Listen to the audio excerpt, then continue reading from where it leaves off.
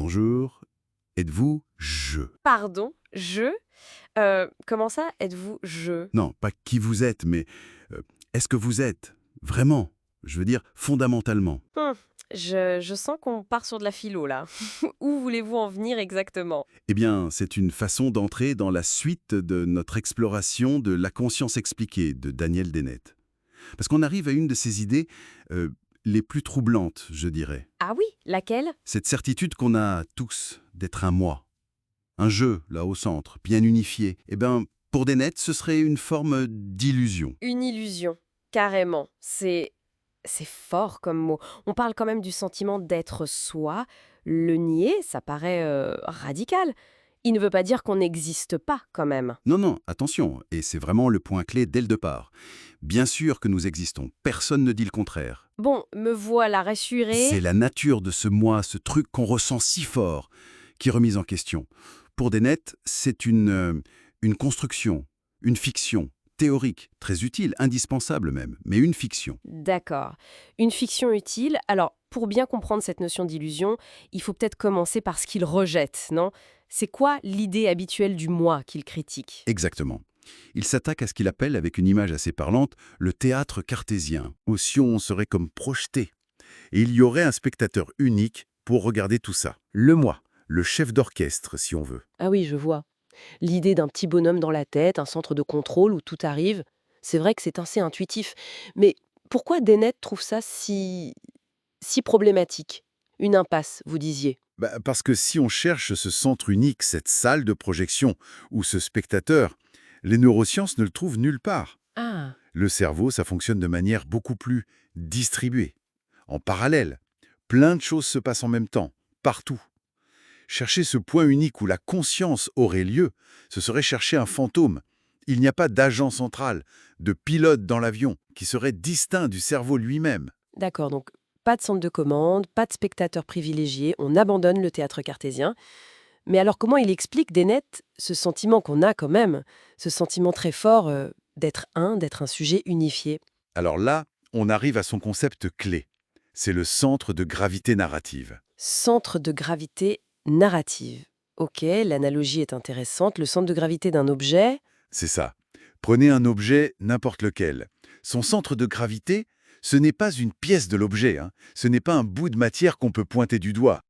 C'est un point abstrait, une sorte de moyenne calculée à partir de toutes les parties de l'objet.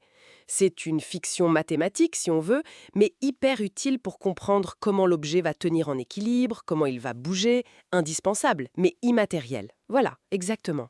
Et Dennett dit, notre moi, c'est pareil. Ce n'est pas une chose dans le cerveau.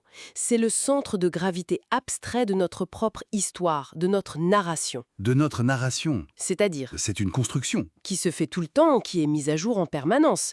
Elle est tissée à partir de ce qu'on fait, ce qu'on dit, nos souvenirs, qu'ils soient exacts ou un peu réarrangés. Ah oui, la mémoire, c'est pas toujours fiable. Voilà, nos projets aussi, et puis, très important, la façon dont les autres nous voient, ce qu'ils nous renvoient de nous-mêmes. Tout ça tisse notre récit personnel.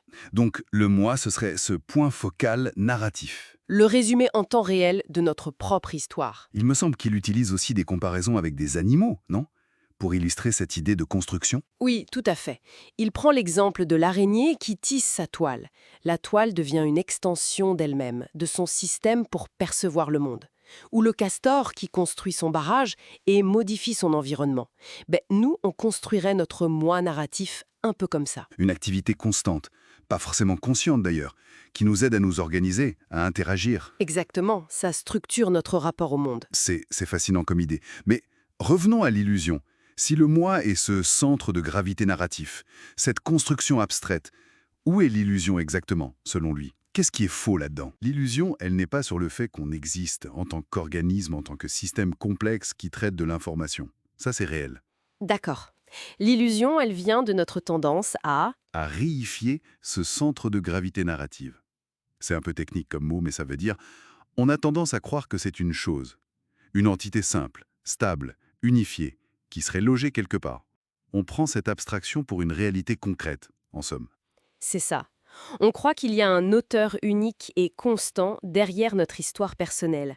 Alors qu'en fait, ce serait plutôt le résultat d'un processus très complexe, très distribué dans le cerveau, qui génère continuellement des versions de qui nous sommes. L'illusion, ce serait de croire à ce pilote unique et stable, alors qu'il n'y a que le récit produit par l'ensemble de l'équipage, si on garde l'image de l'avion.